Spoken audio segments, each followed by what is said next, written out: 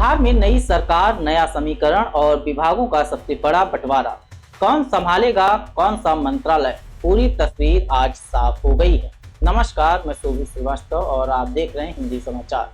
बिहार में सत्ता में आए नए बदलाव के बाद आज सरकार ने यह फैसला भी कर लिया है जिसका इंतजार जगह जगह किया जा रहा था, विभागों में बंटवारा।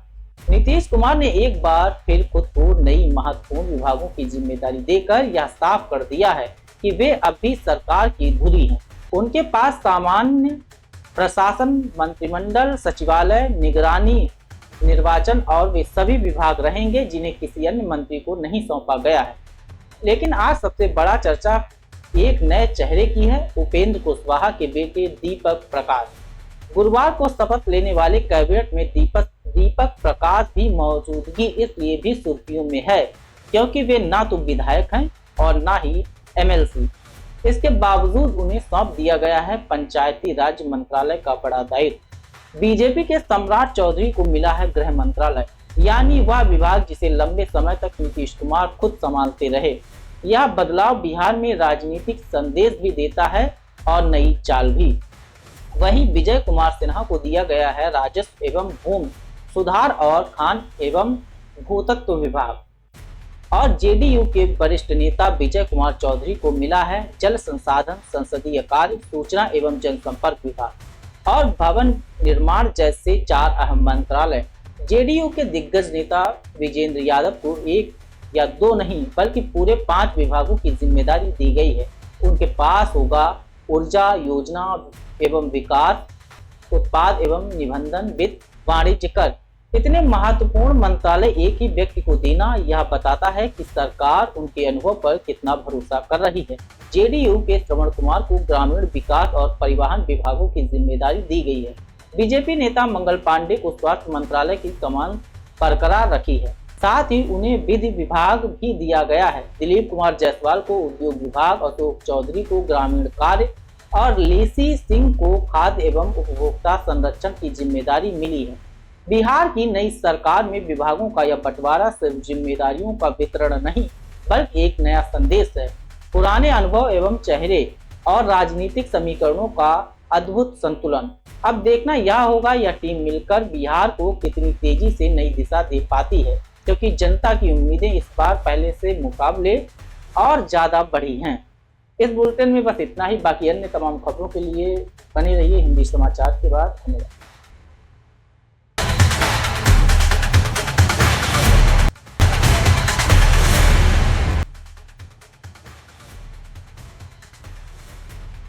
बिहार की नई कैबिनेट में एलजेपी रामविलास की दोहरी एंट्री। संजय कुमार और संजय कुमार सिंह को अहम विभाग, मंत्री संजय सिंह ने जताई संभावनाएं। नमस्कार, मैं शोभित श्रीवास्तव और आप देख रहे हैं हिंदी समाचार। बिहार में नीतीश कुमार की नई सरकार के गठन के बाद अब विभागों का बंटवारा भी हो गया है। 27 मंत्रियों वाली इस नई कैबिनेट में हर पार्टी की जिम्मेदारी पर सबकी नजर थी और सबसे ज्यादा चर्चा में रही चिराग पासवान की पार्टी एलजेपी। चिराग पासवान की पार्टी से 2 चेहरों को बड़ी जिम्मेदारियां मिली हैं, संजय कुमार और संजय कुमार सिंह। सरकार ने संजय कुमार को गन्ना उद्योग विभाग और संजय कुमार सिंह को लोक स्वास्थ्य अभियंत्रण विभाग यानी पीएचईडी की कमान सौंपी है। लेकिन असली बात सिर्फ विभाग मिलने की नहीं बल्कि उस संदेश की है जो इन नियुक्तियों के साथ बिहार की राजनीति में जा रहा है। लोक स्वास्थ्य नियंत्रण मंत्री बनाए जाने के बाद संजय कुमार सिंह ने एक बेहद संयमित, विनम्र और भावनात्मक प्रतिक्रिया दी। उन्होंने एक्स पर लिखा, बिहार सरकार के लोक स्वास्थ्य अभियंत्रण मंत्री के रूप में दायित्व सौंपने के लिए मैं मुख्यमंत्री नीतीश कुमार का हृदय से धन्यवाद करता हूं। उनका अनुभवी और संतुलन नेतृत्व क्षमता बिहार के विकास की आधारशिला है। उनके इस बयान ने साफ दिखाया कि वे इस जिम्मेदारी को केवल पोस्ट नहीं बल्कि एक सेवा का अवसर मान रहे। फिर उन्होंने अपने राजनीतिक संरक्षक एलजेपी राष्ट्रीय अध्यक्ष चिराग पासवान को विशेष धन्यवाद दिया। उन्होंने आगे लिखा, चिराग पासवान जी का स्नेह, मार्गदर्शन और मुझ पर किया गया विश्वास प्रेरणा का स्रोत है। यह जिम्मेदारी मेरे लिए सम्मान भी है और कर्तव्य भी। संजय सिंह ने पार्टी के बिहार प्रभारी और जमुई सांसद अरुण भारती समेत सभी वरिष्ठ नेताओं का आभार व्यक्त किया और यह भी कहा कि वे इस जिम्मेदारी को पूरी निष्ठा और समर्पण के साथ निभाएंगे। बिहार में विभागों के बंटवारे को हमेशा सत्ता समीकरण का संकेत माना जाता है। एलजेपी के दोनों मंत्रियों को विभाग देना और उनमें से एक को पीएचईडी जैसे बेहद संपूर्ण मंत्रालय सौंपना यह साफ संदेश देता है कि नीतीश सरकार में चिराग पासवान की भूमिका सिर्फ सहयोगी की नहीं बल्कि प्रभावी भागीदार की तरह उभर रही है। पीएचईडी वह विभाग है जो सीधा जनता के घरों तक अपनी सेवा पहुंचाता है। पानी, पाइपलाइन, स्वास्थ्य जैसे जुड़े इंफ्रास्ट्रक्चर। ऐसे में संजय सिंह का यह बयान भी महत्वपूर्ण है कि वे जनता और नेतृत्व दोनों की अपेक्षाओं पर खरा उतरने की पूरी कोशिश करेंगे। बिहार की नई कैबिनेट में ये बदलाव सिर्फ चेहरों का फेरबदल नहीं है बल्कि आने वाले दिनों की राजनीति, कामकाज और गठबंधन की दिशा तय करने वाला कदम माना जा रहा है। अब नजरें इस पर होंगी कि संजय कुमार और संजय कुमार सिंह अपने अपने विभागों में कितनी तेजी से काम दिखाते हैं और क्या वे बिहार में बदलाव की नई कहानी लिख पाएंगे। इस बुलेटिन में बस इतना ही। बाकी तमाम खबरों के लिए देखते रहिए हिंदी समाचार। धन्यवाद।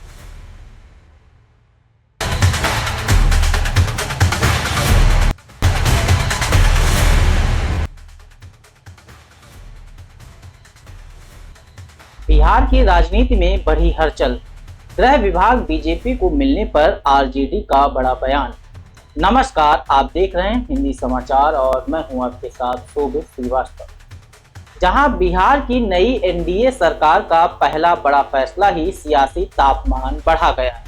बिहार में नई बनी एनडीए सरकार ने शुक्रवार को मंत्रियों के विभागों का आधिकारिक बंटवारा जारी किया है, लेकिन असली चर्चा जिस फैसले को लेकर है वह है गृह विभाग का बीजेपी के खाते में चला जाना।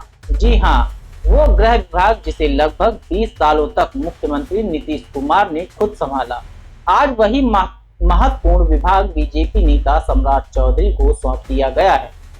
और बिहार की सियासत की नई कहानी। विभागों के बंटवारे के बाद आरजेडी ने सरकार पर सीधा हमला बोला है। आरजेडी प्रवक्ता एजाज अहमद ने कहा कि बीजेपी ने जो चक्रव्यूह रचा था वह आज पूरा हो गया है। उनका कहना है कि नीतीश कुमार इस सरकार का सिर्फ चेहरा है, वास्तविक नियंत्रण बीजेपी के हाथ में ही है और गृह विभाग का बीजेपी को मिलना इस बात का बड़ा संकेत है।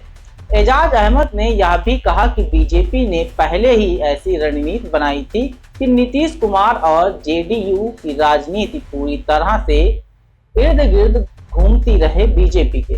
आरजेडी का आरोप है कि बिहार की नई सरकार अब बीजेपी की नीति, विचार और दिशा पर चलेगी। अब बात करते हैं नई कैबिनेट की। एनडीए सरकार में इस बार नीतीश कुमार के साथ 26 मंत्रियों ने शपथ ली है। बीजेपी के जिसमें से 14 मंत्री हैं, जेडीयू के 8 मंत्री नीतीश कुमार को छोड़कर। एलजेपी के 2 और हम एचएएम व आरएलएम ने एक मंत्री शामिल किए गए हैं। कई मंत्रियों के पास अभी एक से ज्यादा विभाग हैं। हालांकि सरकार ने संकेत दिए हैं कि कैबिनेट विस्तार के बाद विभागों की संख्या और जिम्मेदारियों में बदलाव हो सकता है। गृह विभाग जैसे संवेदनशील और शक्तिशाली मंत्रालय को बीजेपी को देना राजनीतिक विशेषज्ञ इसे बहुत बड़ा संकेत भी मान रहे हैं। क्या बीजेपी अब बिहार सरकार में वास्तव में केंद्रीय भूमिका निभाने जा रही है? क्या नीतीश कुमार की तमाम ताकत कम हो रही है या यह सिर्फ सामान्य और सत्ता साझेदारी का नया मॉडल? इन सवालों के जवाब आने वाले दिनों में राजनीति तय करेगी। बिहार की राजनीति लंबे समय से उतार चढ़ाव और नई समीकरणों के लिए जानी जाती है। अब गृह मंत्रालय का यह बड़ा बदलाव कैसे नए राजनीतिक संकेत देता है, या देखने के लिए राज्य की निगाहें एक बार फिर पटना की सत्ता पर टिक गई हैं। फिलहाल इस खबर में बस इतना ही। आप बाकी अन्य तमाम खबरों के लिए देखते रहिए हिंदी समाचार। मुझे दीजिए इजाजत। धन्यवाद।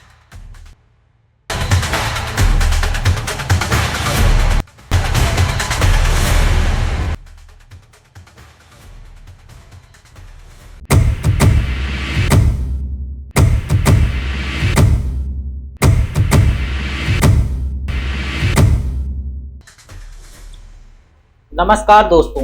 बिहार विधानसभा चुनाव के नतीजों के बाद से एक सवाल लोगों के मन में लगातार घूम रहा था कि प्रशांत किशोर कब सामने आएंगे। जब उनकी 3 साल की कठिन पदयात्रा, हजारों किलोमीटर का सफर और सैकड़ों मुद्दे पर अभियान और लगातार सार्वजनिक दावों के बाद भी जनसुराज को एक भी सीट नहीं मिली, 98% उम्मीदवारों की जमानत भी जब्त हो गई और लगभग 3% से भी कम वोट मिले, तब सबको इंतजार था कि प्रशांत किशोर मीडिया के सामने आएंगे और बताएंगे कि आखिर उनकी रणनीति में कहाँ चूक हुई। उन्होंने प्रेस कॉन्फ्रेंस करनी थी एक बार, फिर टाली गई किसी कारणवश और आखिरकार आज उन्होंने करीब 40 मिनट की प्रेस कॉन्फ्रेंस की, जिसमें सबसे पहले बड़ी बात यही रही कि उन्होंने अपनी गलती स्वीकार की और कहा कि वे जनता तक सही बात नहीं पहुंचा पाए, अपने विचारों को स्पष्ट नहीं कर पाए और जिन लोगों ने जनसुराज पर भरोसा किया उनकी उम्मीदों पर वे खरे नहीं उतर सके। इसी आत्मचिंतन के बाद प्रशांत किशोर 20 तारीख को गांधी आश्रम में एक दिन का उपवास भी रखेंगे। लेकिन जहां तक एक तरफ विनम्रता दिखी, वहीं दूसरी तरफ कुछ बेहद तीखे सवाल भी उठे। सवाल उठना तो लाजमी था।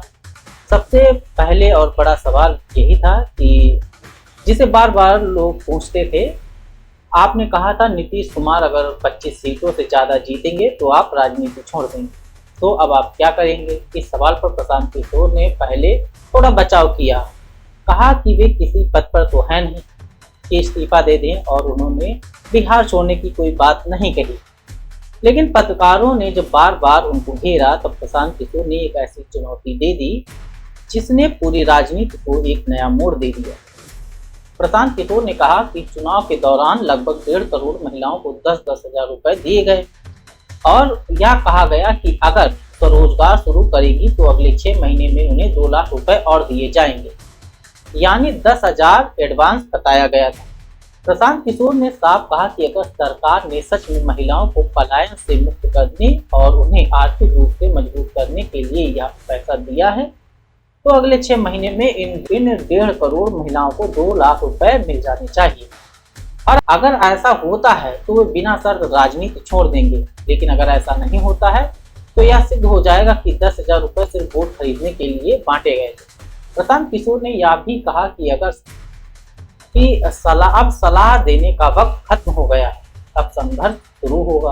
उन्होंने अपना पर्सनल नंबर भी जारी किया और कहा कि हर महिला जिसे 10,000 रुपए मिले हैं और जिसे 6 महीने बाद 2 लाख रुपए मिलने थे, वे उनसे संपर्क करें। जन स्वराज हर ब्लॉक, हर जिले, हर सरकारी दफ्तर में जाकर महिलाओं के हक की लड़ाई लड़ेगा। उन्होंने उदाहरण भी दिया, जैसे सहारा कंपनी में एजेंटों ने लोगों से पैसा जमा करवाया था और पैसा डूब गया तो लोग एजेंटों के पीछे भागे। ठीक वैसे ही अगर सरकार ने जीविका दीदियों के माध्यम से वोट के बदले वादे कराए हैं तो फिर हर महिला को उसका हक मिलना चाहिए।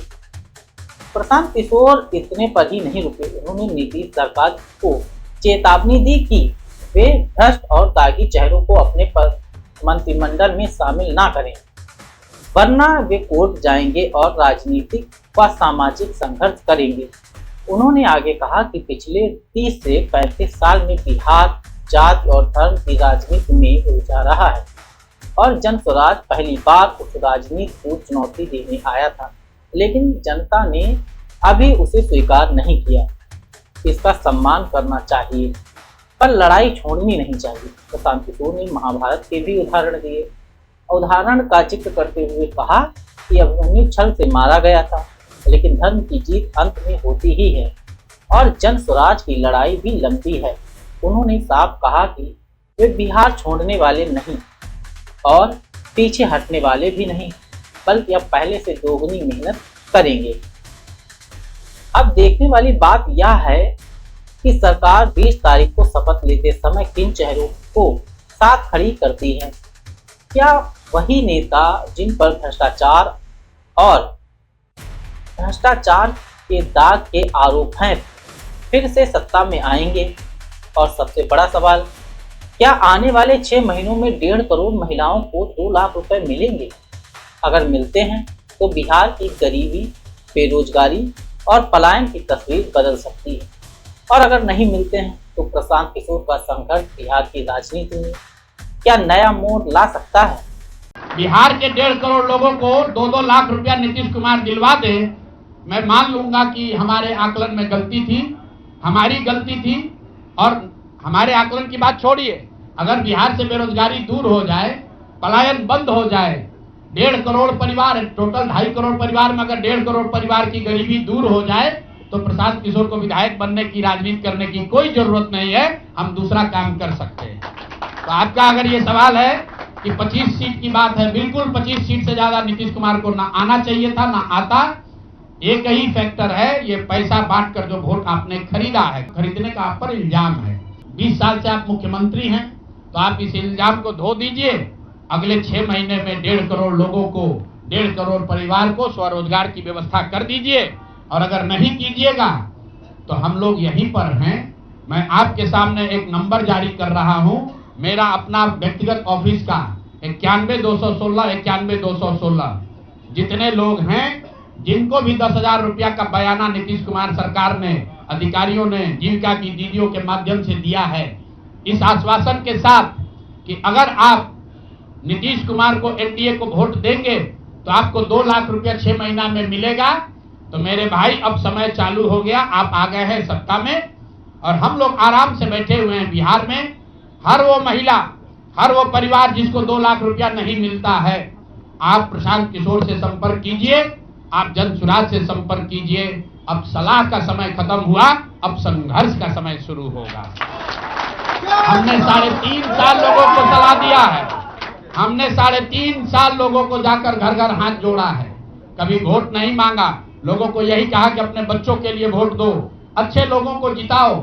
लोगों ने अपने हिसाब से अच्छे लोगों को जिताया है। जिन मुद्दों पर जिताया है उसका मैं स्वागत करता हूं कि स्वरोजगार ही सबसे ज्यादा जरूरी है। उसका वादा एनडीए की सरकार ने किया है, नीतीश कुमार ने किया है, और 10-10 हजार रुपया बानगी के तौर पर, एडवांस के तौर पर उन महिलाओं को दिया है। तो अब अगले 6 महीना में उन सभी महिलाओं को, उन सभी परिवारों को नीतीश कुमार की सरकार स्वरोजगार का अवसर दे, उनको 2 लाख रुपए की मदद दे, ताकि वो 1.5 करोड़ परिवार के लोग बेरोजगारी से बाहर निकल सके, गरीबी खत्म कर सके और उनके बच्चे गुजरात में, तमिलनाडु में जाकर मजदूरी न करें।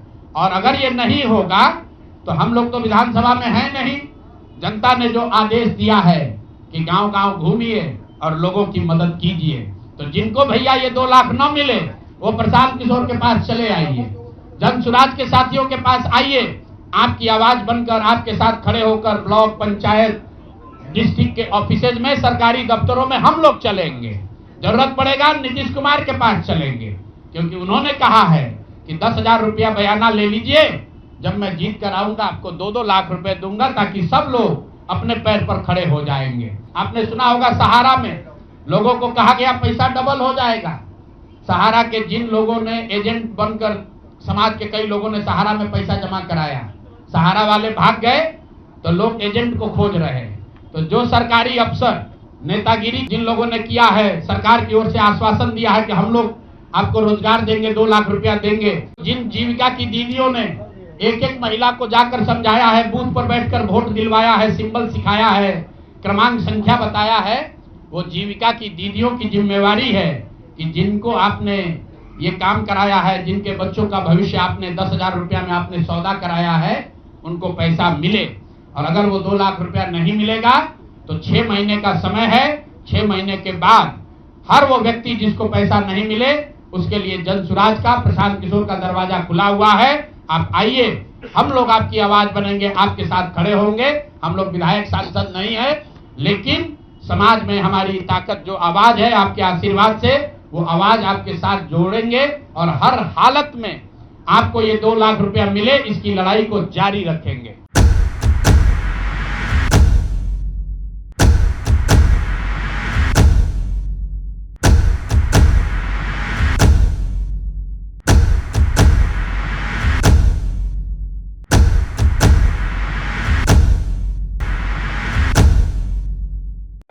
टीएमसी अब बात से बन रही है। चुनाव क्या क्या नहीं करा दे, ईश्वरी मालिक है।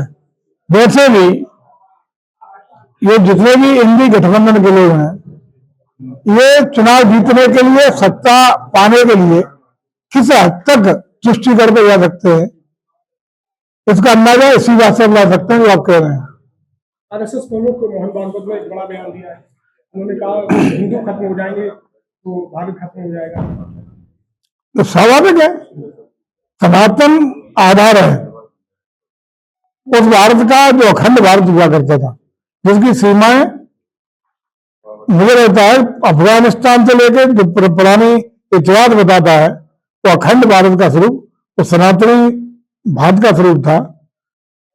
और उस स्वरूप के बाद कितने कितने भारत ने टुकड़े झेले हैं, दौर झेले हैं, आपत्तियां विपत्तियां झेली हैं, लेकिन आज जिस रूप में है, ये स्वरूप मजबूत रहे, विखंडित रहे, एकता के साथ निरंतर तरक्की का मार्ग प्रशस्त करे, विकसित भारत बने, ये मिलजुल के सबको करने का काम करना चाहिए, न कि जात वर्ग और धर्म पर आधारित राजनीति करके देश को छिन्न भिन्न और कमजोर करने का किसी भी दल, खासतौर से किसी भी राजनीतिक दल के द्वारा इस तरह का कोई भी होता है, जिससे भारत की अखंडता, एकता, मजबूती, विकास प्रभावित होता है, तो निश्चित रूप से वो बहुत ही गंभीर है और उसकी निंदा की जानी चाहिए। बनारस कोर्ट ने राहुल गांधी को 18 दिसंबर में कोर्ट में उपस्थित रहने के निर्देश दिए हैं, तो राम जी को काल्पनिक बताने वाले मामले को लेकर राहुल जी क्या हो, तो कांग्रेस ही राम जी को काल्पनिक बताती रही है।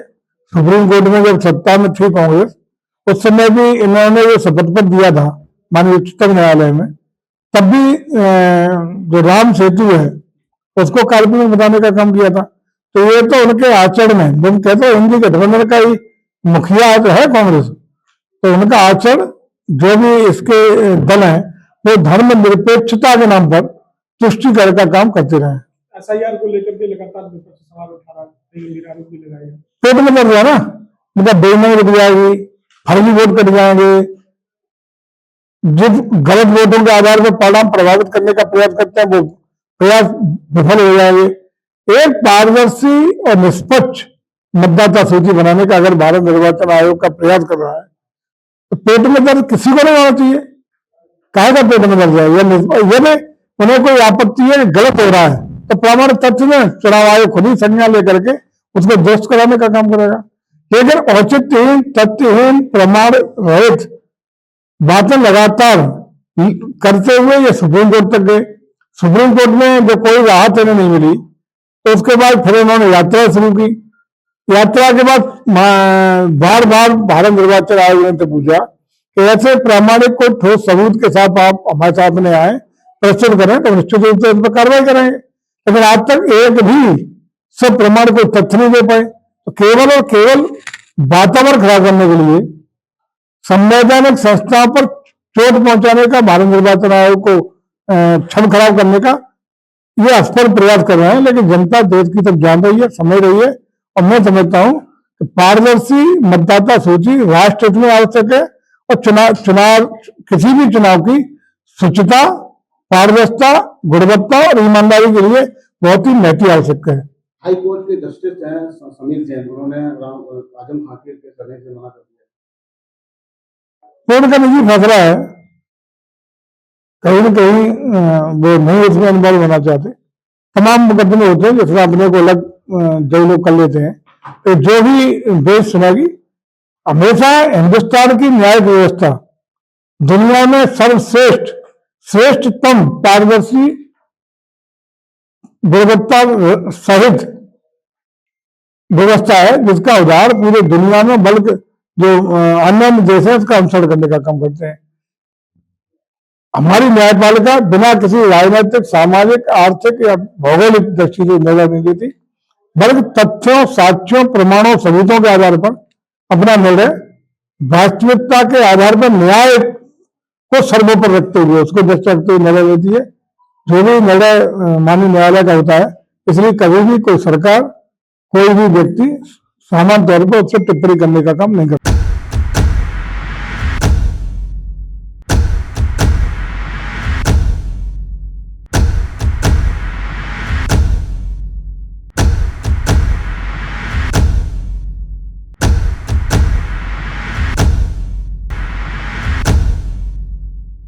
एफआईआर को लेकर याचिका डाली गई थी, उसको सुनवाई के लिए कहीं न कहीं सहमति की है और बंगाल में जल्दी चुनाव है, इसलिए यहाँ पर जो एसआईआर है उसको लेकर के सभी दलों ने समय समय पर चुनाव आयोग और सुप्रीम कोर्ट जाने का काम किया है।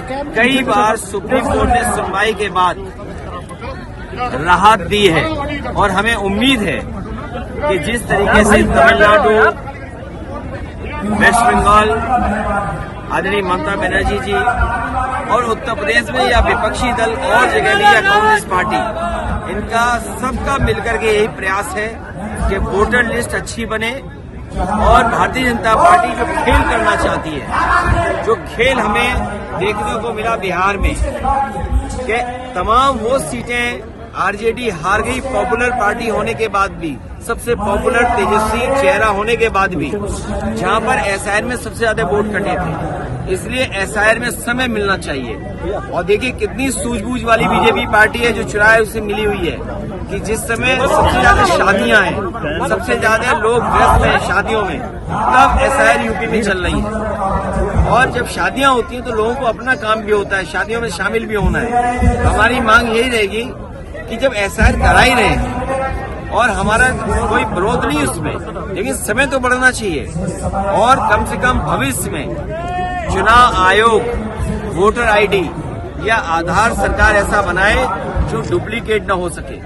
कम से कम मेटल का कार्ड बने जो डुप्लीकेट न बनाया जा सके, फर्जी न बनाया जा सके। सब मेरठ में हैरान करने वाला इलाज हुआ है।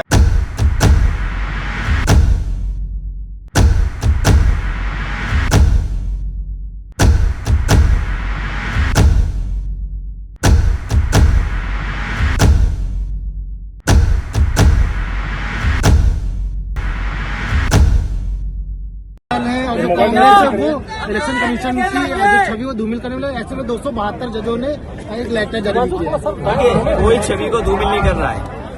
आप रिवॉल्वर लगा कर वोट रोकोगे, आप डीएम, एसपी और सबको मिला करके चुनाव जीतना चाहोगे। आपने यूपी में देखा कि किस तरह बेईमानी की, खुलेआम बेईमानी की, खुलेआम पुलिस को उन्होंने लगा दिया कि वोट नहीं डालने दो।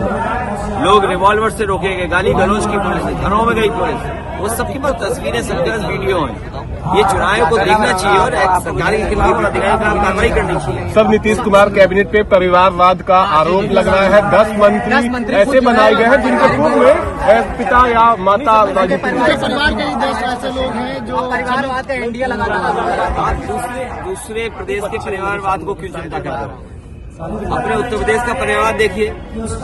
अगर हमारे मुख्यमंत्री जी गोरखपुर के मठ, उसके मठाधीश न बने होते, सबसे बड़े पद पे न बैठे होते, और वो इसलिए बैठे क्योंकि उनके परिवार के ही लोग पहले बैठे थे, अपने परिवार की वजह से उन्हें वो स्थान मिला। अगर वो स्थान नहीं मिला होता तो आज इस स्थान पे भी नहीं होता। तो सबसे पहले तो उत्तर प्रदेश देखिए कितना बड़ा परिवारवाद चल रहा है। ममता बनर्जी कह रही है